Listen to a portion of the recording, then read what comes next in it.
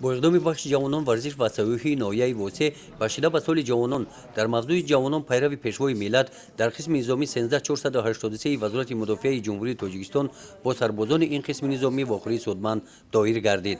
در جمع آمد برآمد کنندگان قید نمودند که مستحکم کردن پایه‌های اخلاقی جامعه، تشکل افکار ایجادی و سازنده خلق و گرامیداشت ارزش‌های فرهنگ ملی و عمومی بشری در سیاست دولتی جمهوری تاجیکستان موقع خاصه دارد. اکثریت اهالی تاجیکستان را جوانان تشکیل می‌دهند که آنها دوام دهنده کار فعالیت نسل کلانسال، نیروی سازنده و اقتدار واقعی پیشرفت جامعه، خلاصه آینده ملت و دولت میباشند.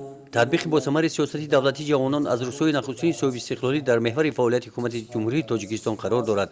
گفته شد که در صفای قوه‌های مسلح جوانان با ننگ و ناموس صادقانه خدمت و کار و فعالیت دارند و در رشد اقتصاد ملی حصه نظر می‌گذارند.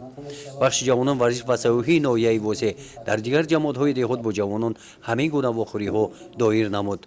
گزارش خواجه نظریف خدای نظر ظهوروف از ناحیه واسه برای برنامه اطلاعاتی نوید.